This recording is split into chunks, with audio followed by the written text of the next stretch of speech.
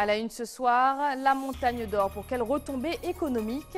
C'est à cette question que Rodolphe Alexandre et Karine Sinaï-Bossou se sont efforcés de répondre lors d'une rencontre avec les socioprofessionnels organisée à la CTG. Reportage à suivre. À la découverte des cétacés des côtes guyanaises, une mission menée par l'association Océan Sciences et Logistique a largué les amarres ce matin pour une opération de recensement de la faune marine. Enfin, nous nous accorderons un instant beauté et bien-être avec un dossier sur les locks, coiffure royale de plus en plus prisée en Guyane, qui s'offre le luxe d'une journée qui leur sera spécialement dédiée. Voilà pour les titres, mesdames et messieurs, bonsoir et bienvenue sur ATV Guyane. Je vous l'annonçais hier, les présidents Rodolphe Alexandre et Karine Sinaï-Bossou recevaient au sein de l'hôtel territorial les acteurs du monde économique pour une présentation des perspectives d'emploi et des impacts financiers du projet de la Montagne d'Or. Pierre Tréfou a assisté à ce rendez-vous. Les débats continuent autour du projet de la Montagne d'Or avec la présentation du dossier au monde économique guyanais hier à l'hôtel territorial. Pour la compagnie minière, c'est l'occasion de présenter le fonctionnement de la mine et de répondre aux points soulevés par le débat public. Nous sommes engagés dans une démarche, un partenariat qui va nous permettre de développer les entreprises guyanaises, de les aider à nous accompagner. Et puis ça servira aussi l'après-mine, l'après-projet pour nous, mais l'après-mine pour l'ensemble de la filière, pour préparer les autres filières à développer l'économie du territoire. La mine a vocation à participer, mais pas seule. Donc c'est la mine, les autres filières, et j'ai essayé d'expliquer au mieux les interactions qu'il peut y avoir entre notre projet, notre filière et le développement d'autres filières sur le territoire, type agriculture, mais pourquoi pas porter des projets avec les pêcheurs. Avec cette rencontre, la CTG et la Chambre de commerce ont montré leur soutien au projet, mais sous certaines conditions. À chaque question posée, on voit que nous évoluons. Et il restera maintenant le deuxième volet, qui est le volet environnemental, sur lequel nous sommes très attachés à respecter l'environnement, l'être humain, ses bénéfices, les générations futures. Et nous aurons également des experts qui viendront donc exposer leur théorie, leur thème, leur expérience. Mais aujourd'hui, véritablement, on a porté sur le risque économique, industriel, la relation parité dollar-euro, la relation mondiale également. Et je crois que les personnes ici étaient intéressées, en tout cas ont écouté un autre son de cloche. Avec un investissement privé de 782 millions d'euros pour toute la durée de vie du projet Montagne d'Or, le monde économique guyanais s'interroge sur les retombées économiques. La compagnie Montagne d'Or prévoit d'apporter un financement à un fonds pour justement être un appui à certaines filières économiques. Donc c'est là qu'il faut essayer d'obtenir, là aussi, le maximum de participation.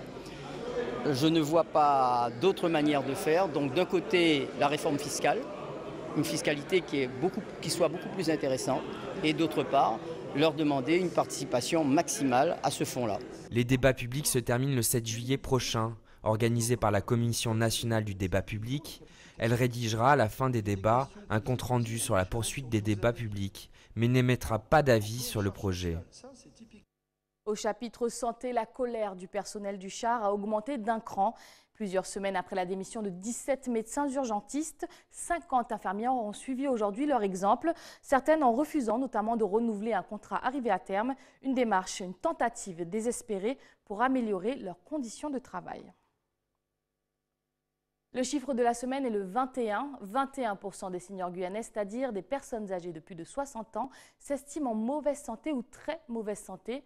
Lors du dernier recensement qui date de 2014, la Guyane comptait quelques 19 000 seniors, soit 7% de la population locale. Caroline Alcide est sur le plateau pour en parler avec nous. Bonsoir Christophe. Bonsoir Caroline. Bonsoir Christophe. Que savons-nous de nos seniors ? Donc vous disiez tout à l'heure, dans le dernier recensement, on trouve qu'ils sont 19 000 en Guyane. Donc il y en a beaucoup. Donc effectivement, 98% de nos gangans habitent chez eux, contre 95% donc en France hexagonale. Est-ce que c'est un choix ou une contrainte? Parce que l'étude de l'INSEE met en avant un problème d'hébergement ici en Guyane, donc peut-être il manque des places. Donc du coup, nos gangans sont obligés de rester peut-être chez eux. Quelles sont, à part ce problème de logement, les difficultés auxquelles ils sont confrontés? Donc aux Antilles-Guyane, nos gangans, ils restent peut-être chez eux, c'était une bonne chose, mais ils ont un taux de particulièrement élevé donc de perte d'autonomie, donc ils ont besoin d'aide. En Guyane, la Guyane, c'est le département qui est le moins touché par ce problème-là. Cela s'explique certainement par la jeunesse de nos gangans. Justement, des seniors de plus en plus jeunes, mais aussi de plus en plus nombreux.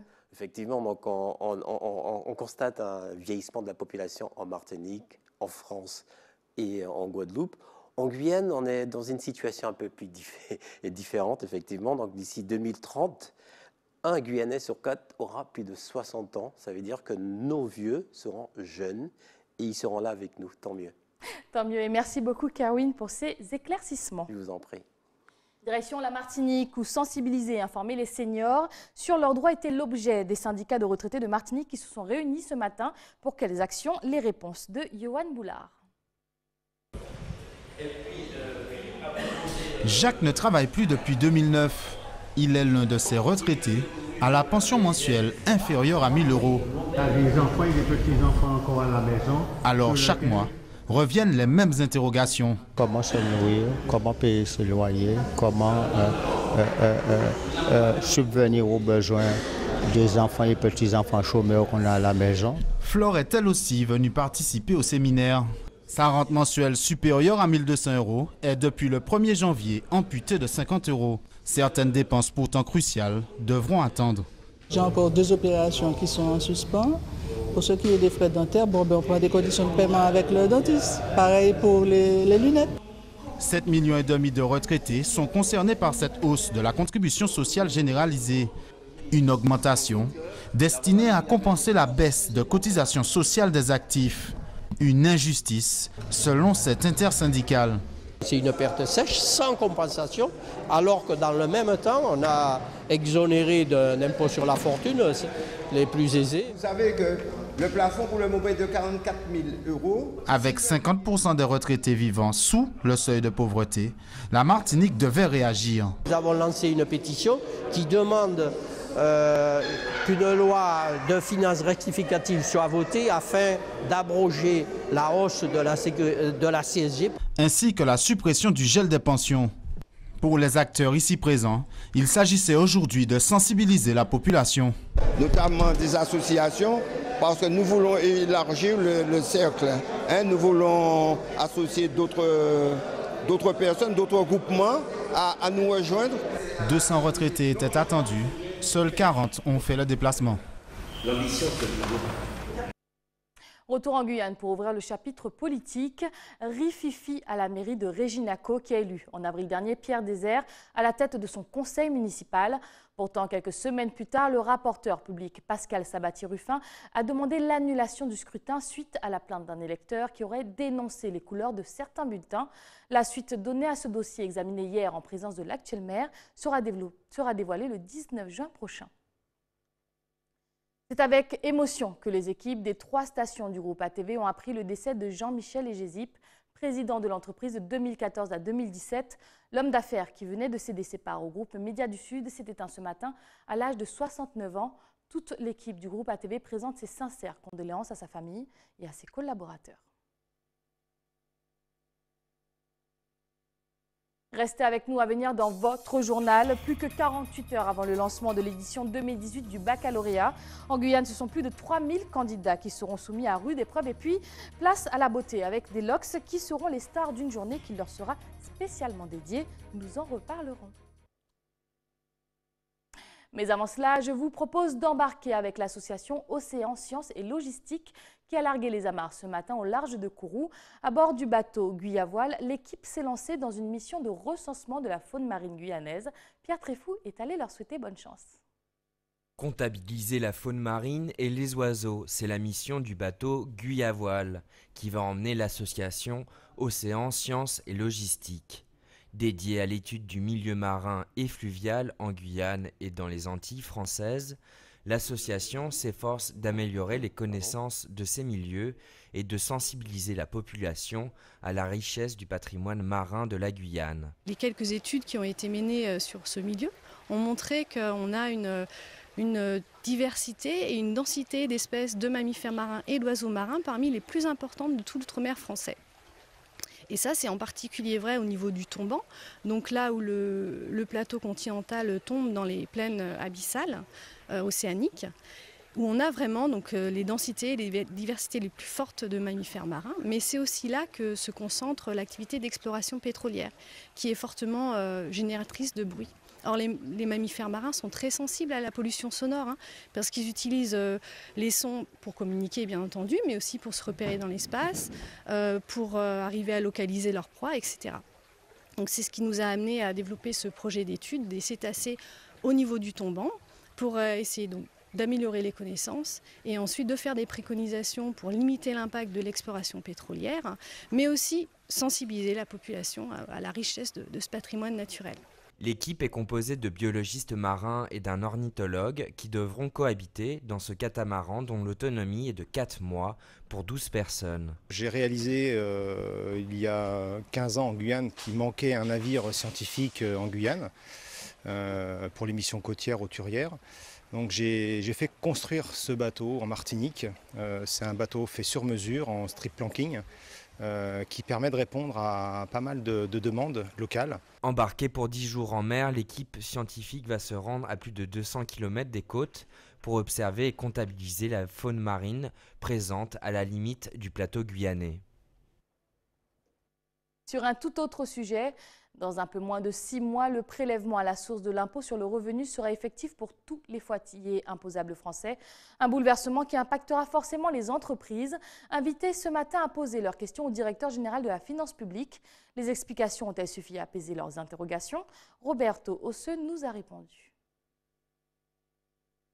Ça m'a un petit peu éclairé parce qu'effectivement, qu'il y avait surtout moi, pour nous, chefs d'entreprise, à savoir comment aujourd'hui, un chef d'entreprise, comment il allait aujourd'hui payer cet impôt. Bon, elle nous a parlé contemporaine. Bon, alors, je pense que c'était plus à ce niveau-là que je voulais avoir des comment nous, aujourd'hui, qui ne vendons pas de salaire, de fiches de salaire, les artisans, les auto-entrepreneurs qui n'ont pas de salaire, comment ils faisaient. Bon, ils nous ont expliqué exactement que c'est un autre système contemporain qui vont se mettre à la place, qui vont se mettre un dispositif qui va se mettre en place pour nous exactement, qui sera différent que justement d'un salarié. Et j'ai entendu autour de moi que les gens sont plus rassurés parce que c'est vrai qu'on voyait ça comme une usine à gaz. Les choses, je pense que les choses sont plus compréhensibles. Les 2 prochains jours promettent d'être intenses pour les 3432 candidats au bac qui affronteront lundi la première épreuve. À 48 heures de l'échéance, Gaël Wassim fait le point sur cette édition 2018. Plus de 80% de réussite l'an passé, les candidats qui, dès lundi, se mettront à plancher sur l'édition du baccalauréat 2018 auront certainement à cœur de faire mieux. Première victoire, cette année, ils sont 3432 inscrits, soit 149 de plus que la dernière édition, notamment dans les filières générales où les candidats se pressent pour décrocher le précieux sésame. Cette année, le benjamin de l'épreuve est âgé de 15 ans et l'aîné a lui 53 ans. Si la majorité des candidats sont issus des établissements scolaires, 114 inscrits en candidats libres, dont plus de la moitié dans les filières professionnelles. Les épreuves sont étalées sur 6 jours, commençant par la traditionnelle épreuve de philosophie ce lundi et s'achevant le 25 juin. Comme chaque année, c'est le recteur de l'académie qui donnera le coup d'envoi des épreuves. Alain Ayan Lecama a choisi le lycée Lumina Sophie de Saint-Laurent-du-Maroni. Les résultats seront connus le vendredi 6 juillet. Pour les candidats passant au rattrapage, il faudra attendre jusqu'au 11 juillet. Après les lycéens, ce sera le tour des collégiens d'entrer en liste pour le brevet des collèges qui se déroulera du 28 au 29 juin. Si le retour aux cheveux naturels fait de plus en plus d'émules, les hommes et femmes qui cèdent à l'appel des locks sont une catégorie bien à part. Qu'il s'agisse d'un choix idéologique ou esthétique, cette coiffure n'a de cesse de faire parler d'elle. Wina, à l'origine d'un événement dédié aux locks, est sur le plateau pour en échanger avec nous. Bonsoir Wina. Bonsoir Chryslaure. Merci d'avoir accepté notre invitation. Merci de m'avoir invitée. Avant d'échanger, je vous propose de regarder un petit sujet qu'on a tourné sur les locks. D'accord. Le retour naturel s'impose de plus en plus comme une évidence pour de nombreuses Guyanaises, fiers d'arborer une crinière rendant hommage à leur histoire et à leur force, telles des Samson des temps modernes. Quand je suis revenue au pays, je me suis dit, pourquoi ne pas retourner au naturel à la maison? Pourquoi à la maison? Parce qu'en métropole, c'est plus compliqué avec le temps, avec les intempéries, le froid. Et je me suis dit, arriver en Guyane, en retournant chez moi, ça sera plus simple. Et j'aurai eu tous les produits naturels pour faire un bon et un très joli départ de l'Ox. Cette démarche qui semble de plus en plus identitaire fait souvent suite à des déconvenues capillaires. On a toujours, je pense que comme toutes les filles, on est toutes passées par le défrisage. Moi, effectivement, quand j'ai passé ma première communion, maman, elle a défrisé mes cheveux et c'était comme une évidence. Et en grandissant, donc on a continué, ça a agressé les cheveux et j'avais les cheveux qui tombaient, qui cassaient. Et le naturel, pour moi, c'est mon identité. Je ne ressemble pas aux modèles qu'on veut nous montrer à la télé, modèles occidentaux ou les chanteuses. Même à l'heure d'aujourd'hui, il y a des chanteuses, on n'a jamais vu leurs cheveux naturels. Et pour moi, ça montre ma négritude, mon identité, le naturel, l'afro. Mais ce choix capillaire peut s'avérer aussi simple que compliqué, car si les locks ne nécessitent pas forcément d'entretien journalier, elles demandent toutefois quelques bases. Je pense que c'est ce qui demande le moins d'entretien. Je suis passée par la phase défrisage, je suis passée par la phase cheveux naturels. Là, maintenant, je suis en locks depuis 8 ans. Au quotidien, c'est zéro travail, zéro investissement de temps, j'ai envie de dire, parce que le matin, je me lève, c'est mon vapeau, tchouf tchouf, et puis on va au travail. Alors, on est dans un environnement qui nous permet de ne pas du tout faire dans la complicitude, comme j'aime dire. Donc, c'est très, très, très simple. Pour moi, je prends mon ustensile, va dire, principal, c'est ce qu'on appelle la feuille de raquette. Je prends dans le jardin de la Tati. Elle aime beaucoup me voir à la fin du mois. Et c'est avec ça que je fais mon shampoing et mon après-shampoing. On reste des femmes qui aiment se faire chouchouter, donc le passage chez la coiffeuse, c'est toujours obligé à fréquence régulière. Mais après, le budget, c'est nous qui le définissons par rapport aux besoins que l'on estime avoir besoin. Moi, c'est vraiment en termes de reprise, je vais voir Wina tous les 2-3 mois. Donc en termes d'investissement, c'est pas ce qui va ruiner mon portefeuille. Les locks, un mode de pensée et de paraître donc, qui seront mis en valeur lors de la journée qui leur sera dédiée ce samedi 16 juin. Vous organisez demain la première édition de Locks Attitude. Pouvez-vous nous présenter le concept? Donc en fait, le concept, pourquoi cette idée? Parce que je me suis rendu compte, de par mon métier, de par la clientèle que je vois, que j'ai chez moi, que les personnes ont beaucoup de questions, beaucoup de questionnements par rapport aux locks. Et il y a un manque d'informations au niveau de l'entretien, au niveau des techniques. Donc vraiment, c'est une journée pour pouvoir partager les méthodes, partager les savoirs que moi j'ai pu acquérir personnellement et avec d'autres professionnels qui seront là justement, pouvoir partager au plus grand public pour pouvoir avoir de belles locks, surtout ça.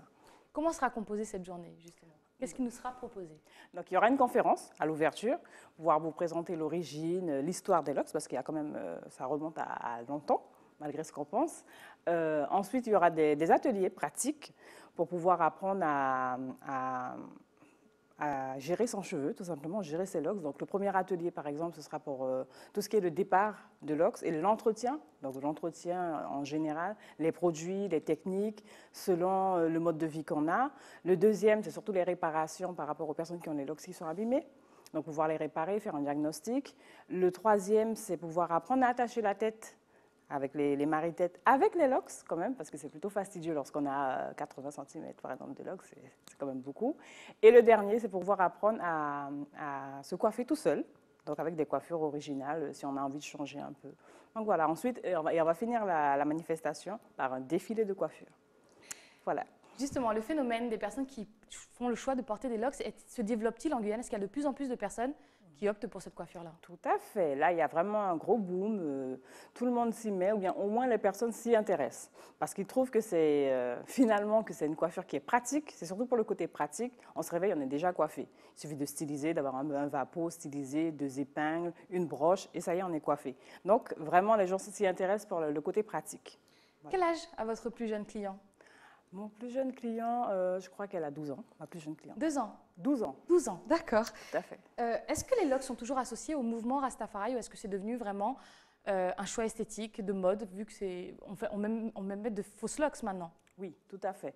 Donc en fait, c'est vrai qu'il y a beaucoup de personnes qui restent sur ce principe que c'est lié au rastafarisme, etc. Mais je pense que, encore une fois, c'est le côté pratique qui revient. Il y a les fausses locks maintenant pour les gens qui sont plus pressés, les extensions. Il y a plusieurs façons de pouvoir y arriver. Parce que c'est vrai qu'au début, il faut reconnaître qu'il y a un passage obligé où on dit que les cheveux font ce qu'ils veulent. Donc on a du mal à les gérer et ce n'est pas tout le monde qui peut, de par son métier, de par ce qu'il veut esthétiquement. Donc on passe par les fausses locks ou les extensions pour cacher un peu cette phase. Donc voilà. Est-ce que le regard sur les locks a-t-il évolué ? Il commence à évoluer et justement cette journée-là, c'est un peu dans ce sens-là pour que les gens qui ont des appréhensions ou bien qui ont des enfants, souvent les parents sont inquiets lorsque les enfants décident de faire des locks, c'est pouvoir venir chercher l'information, savoir ce que c'est, pouvoir les aider, les accompagner en termes de produits, en termes d'entretien, savoir vraiment quels sont les gestes pour pouvoir avoir les plus belles locks possibles parce que c'est vrai que souvent on a toujours la frayeur en tant que parent, j'imagine que l'enfant porte des locks pas forcément belles. Voilà. Revenons à l'événement de demain. Est-ce que vous pouvez nous rappeler le lieu et l'heure ? D'accord. Donc la journée, elle est de 9h à 17h. Le lieu, c'est à The Island, donc l'ex-Iguana, à la rue Voltaire. Donc voilà. Merci infiniment d'avoir accepté notre invitation. Merci. C'est la fin de ce journal, mais avant de le refermer, je vous propose de faire un rappel sur les principaux titres de l'actualité du jour. La montagne d'or, pour quelle retombée économique? C'est à cette question que Rodolphe Alexandre et Karine Sinaï-Bossou se sont efforcés de répondre lors d'une rencontre avec les socio-professionnels organisée à la CTJ. À la découverte des cétacés des côtes guyanaises, une mission menée par l'association Océan Sciences et Logistique a largué les amarres ce matin pour une opération de recensement de la faune marine, des images que vous avez découvertes dans ce journal. Enfin, nous nous sommes accordés un instant beauté et bien-être avec un dossier sur les locks, coiffure royale de plus en plus prisée en Guyane, qui s'offre le luxe d'une journée qui leur sera spécialement dédiée. Nous allons en parler. C'était le journal de la rédaction. Merci de nous avoir accordé votre confiance. Tout de suite, l'édition nationale de BFM TV. Je vous souhaite de passer un excellent week-end avec ATV Guyane. C'est Mounian. Belle bon souhait.